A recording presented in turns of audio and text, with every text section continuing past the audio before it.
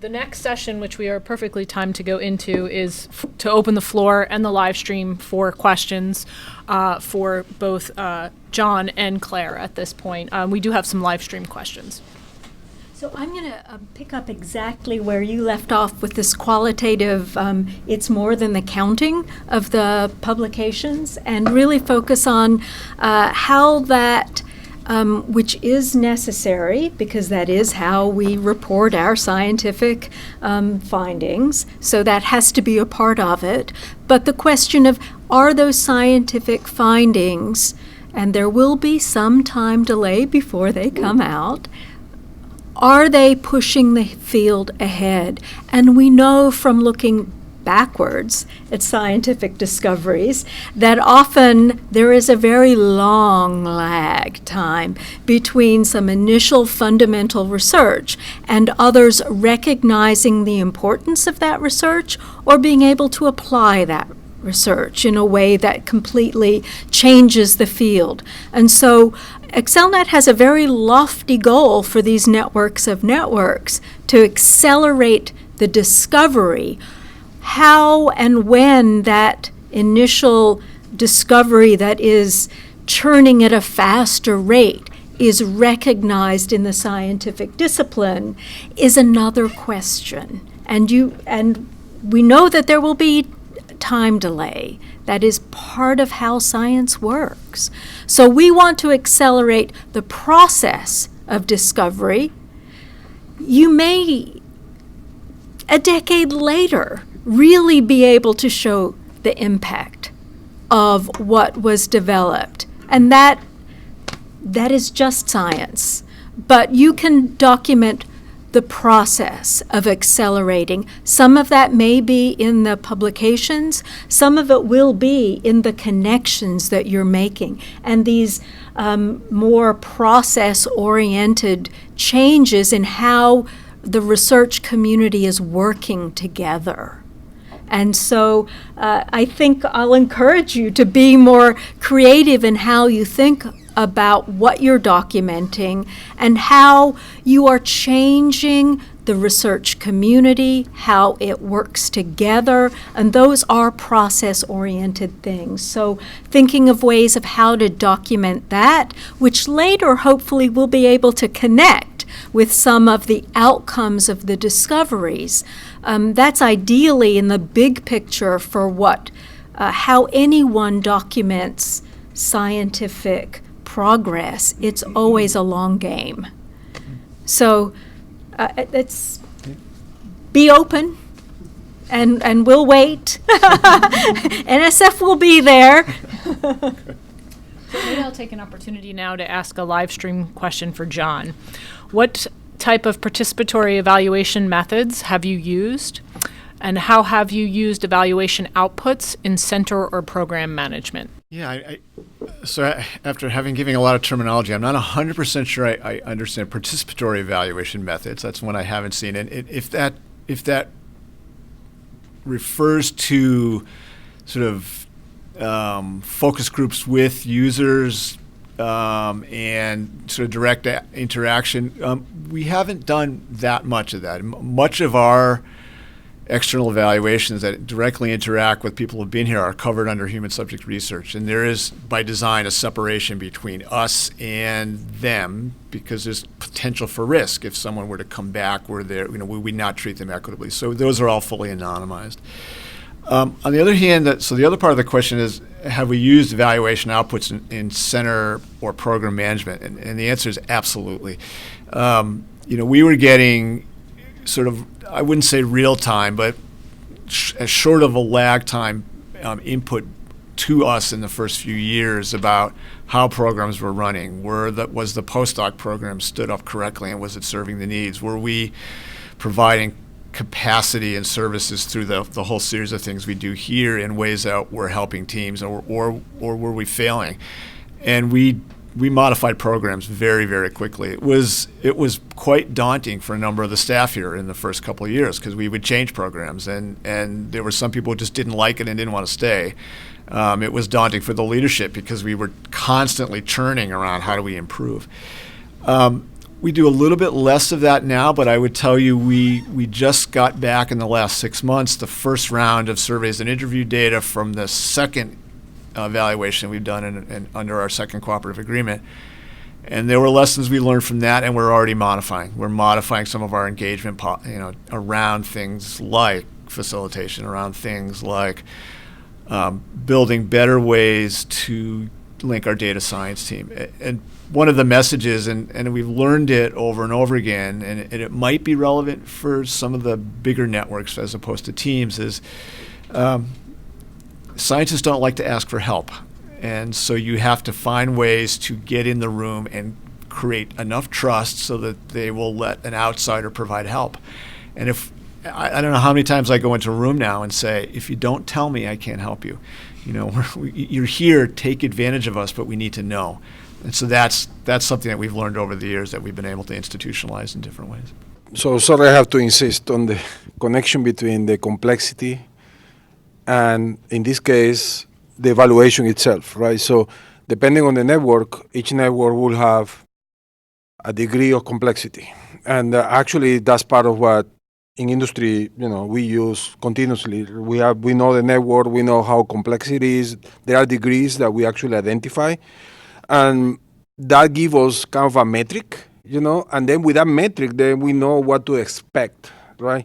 Now, in this case, how would that or could that impact the evaluation process? We, for example, use, results, objectives, and activities. So, and for each one, we have metrics, right? Some of them are easy to measure, some of them are very hard to measure. But given that we have a complexity also on the network itself, the more complex the network, then obviously that will have an impact, right, on the evaluation, right? So how can you maybe explain, that connection between evaluating a more complex network than a less complex network, right? So that type of evaluation. So complexity is to me is ultimately leads to uncertainty, right? It's harder to measure. There's more things that are going to impact what you try to do, and so that notion of goals, activities, outcomes, that sort of, and the methodology behind that, in many ways, I think, it's with less uncertainty, it's easier to measure. With more uncertainty, there are so many external factors that can come into play. So for me, I think, and you probably live in this world and could give me better examples than I can give you here. There are parts of our program that we feel like we can measure pretty easily. So for instance, we have a goal of advancing postdocs into and early career scholars into sustainable jobs. We can measure that in a variety of ways. It's not a simple thing to measure, but it's measurable. We have a more complex goal of increasing the capacity of individuals to do interdisciplinary research. How do you measure that? So are they publishing papers that have characteristics that are more interdisciplinary? Are they submitting proposals? Have their dispositions changed? So I think the questions get to be calibrated, and the time frame of when you can see change has to be calibrated in there as well. I'd love to hear you tell me how you think about measuring complex when you're in very complex systems, because when I first started thinking about measurements, I thought in those kind of stepwise progressions. We still use that, but our theory of change is pushing us into areas where it's just really hard to measure, and that's why and I don't want to diminish this, but it is storytelling in a lot of ways. So here's the other piece that is infinitely more complex than any of those, is influencing decisions. We care about actionable science. Much of the actionable science we want to impact falls outside of our horizon of accountability. It will take years. We have to align, so we're not an NGO. We don't make policy, but we want science to inform policy. That's a highly complex enterprise in a variety of ways, and you wait oftentimes for windows to open up. That's storytelling in a lot of ways. I wish I could tell you it's not, but there's validity in the storytelling. There's methods to think about that. It just takes a long time. I appreciate Claire's comment about how NSF would be patient in terms of the time it would take for publications to come out. And I also recognize the concern that other people have and that pressure that one fields to be productive, and to please your funding agency, etc. The question that begets is there a danger in an opportunity like AccelNet in including that, say, bibliometric analysis as part of the evaluation? Is there a risk in reviewers saying, you may be getting ahead, of yourself. This will take time, and so that may not be as valuable as another type of evaluation. Would you care to comment in that regard? Well, I will say you're always expected to provide the publication list that's generated, whether you're adding that to your CV, whether you're adding that to your annual report. The expectation that you will provide a list of publications is going to be there. I think the question of when they come out, there may be reasons why it takes longer for them to come out. But what I think is not easily captured in those lists, and what's really important, is which of those publications are actually driving the field forward.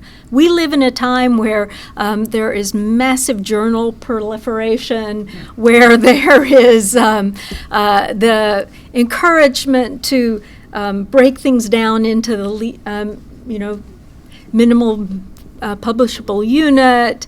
Everyone's counting to such a degree that we are overemphasizing the numerics of publications and not the quality of the research. And so I think if you can come to the storytelling component of why publication X is significant for the field, that's what we want to understand. Is not 10 publications, but which is really pushing the field ahead and why. So to just reiterate, that's, I think, a very important part of what you provide in annual reports or any communication across not only your research network, but to external stakeholders. Is there any, how are we doing for time? We've got time. Okay, great. There's one thing I want to make sure I get to, but I don't want to push it yet. So I know that some of this is outlined in the solicitation, but for you, Claire, as a program officer, if you were to look at a project, an AccelNet project, at the end of the 5 years, if you could say these are the top three, these are three indicators of success, or this would be the legacy of AccelNet projects once they've been completed. I mean, obviously, I think if the network dies after the project is over, then it really wasn't. I don't think it was a good project. I think that one of the things should be is that this network should continue to thrive and evolve at the end of the funding cycle. But beyond that, I mean, what would you say are sort of the three things that you would like to see as a legacy that's left? Well, I'm going to first step back and say I might not view things in quite the same way. Particularly, I'll emphasize the catalytic level is both serving the needs to catalyze new networks of networks, but in the current solicitation, we also allow, under that catalytic level, more mature, established networks of networks to achieve a limited term goal. And in that case, if they met that goal in 3 years, it's done. There should not be a need to sustain that. And again, I think if the advancement of the field is achieved by having spent 5 years working at a fast and furious and intense pace, that network of network might not have the same needs to sustain the same level of engagement. If they had pushed the field over, whether it's a methodological issue, a theoretical framework issue, a tool issue, if they have pushed the field past whatever hump was preventing rapid advancement, the level of engagement could very well reasonably drop off. So sustainability of effort, but in and of itself, I don't think is needed. Everything is context dependent. Pick up on something that looking at the logic models and so forth and the graphic representations, I started having few churnings in my head thinking of how useful those are for a number of reasons. And it also got me thinking about ways that teams that are proposing could both graphically represent aspects of what their networks of networks do in a way that would convey to the stakeholders, being reviewers, and other members of that network of network leadership team, because we all need graphic representations to really grasp what are we tackling here. So I felt obviously logic models and that flow of inputs and outputs and activities is really useful. But another graphic representation that I think would help in both the planning stages and the presentation stages is to tackle the who, where, when, why, and the what. So who's being brought together in these networks of networks? You know, the researchers, the institutions, the countries involved, the leadership team component of those networks of networks, but also who are the participants in those activities? Are the participants coming from a different suite of institutions, a broader array of institutions? Where will they be brought together? So to really think about the who is involved and how those elements could be represented both for the leadership, which is critical, but the broader participation of the networks of networks. And then the what resources are actually being leveraged, whether they are both the facilities and tools of research, or if they are education and training resources, the what is being leveraged across those networks of networks. And much of the why that they would be pulled together would be covered in a logic model in some fashion. But graphically representing those aspects gives the scope of the network of network and potentially suggests how they will interact in a way to achieve those synergies.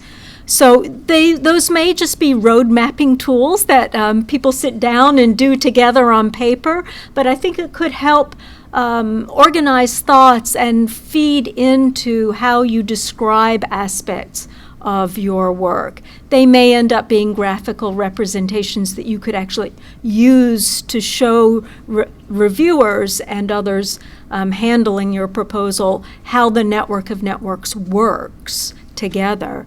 But I could see them being useful planning tools for you as well. Yeah, so thank you for commenting on that. So on the graphical representation side, and this is more on the network and complexity theory side of things, this is very well connected to, for example, graph theory, right? So many of these models are actually being represented that way. So there are tools available and there are standards somehow available for doing that.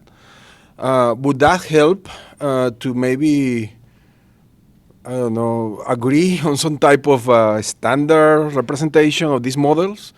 Using what industry is already using or some other research projects that are already using?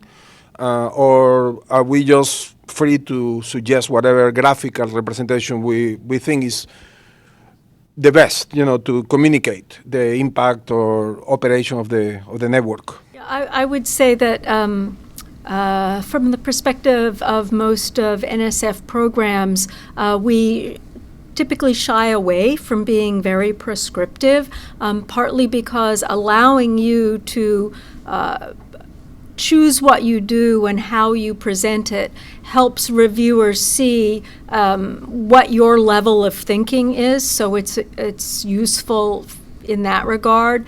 If we're so prescriptive, the creativity and the thought processes of the teams is less apparent. And it's incredibly informative. Thank you again. We began this workshop with the assumption that you, participants here in the room, speakers, participants on the live stream, you know your science. We didn't spend a lot of time talking about research questions because you're the experts who bring that to the table. The focus of this workshop, rather, was to talk about human components of networks, behavior, organizational components, and get a sense of the kind of thoughtful concepts that might help people understand as they scale up from small-scale scientific endeavors into larger international networks of networks.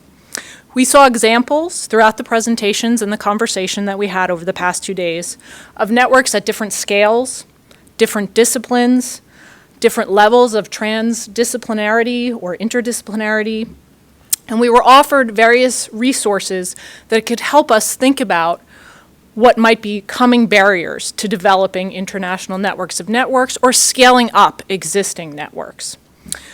I just wanted to point out a couple of key themes that I saw that came across the presentations and through our conversation. One of the things that jumped out, even as I spoke to people before people came here, was the importance of identifying people who coordinate, manage, and administer, who are not the driving scientific researchers in thinking about coordinating networks of networks. I heard a lot of discussion around techniques to consider behavioral processes that make for successful collaborations. We talked a lot about the importance of thoughtful communication strategies, how to cultivate trust and transparency as key components to those strategies. The need for flexibility to accommodate change as teams and networks evolve as an important characteristic in thinking about moving forward with networks of networks.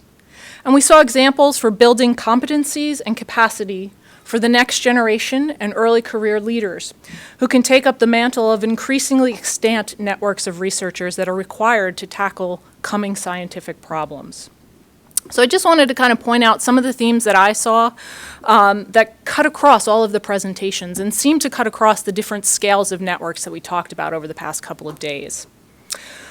So having said that, I'd like to thank you all for coming and tuning in and thank NSF for supporting this workshop. And just with some practical information, let you know that the live stream sessions will be available soon and posted on our website along with the presentations and other resources that were mentioned over the past couple of days. And for folks in the room, make sure you take your reimbursement forms. And there is lunch at the back of the room. And thank you for coming.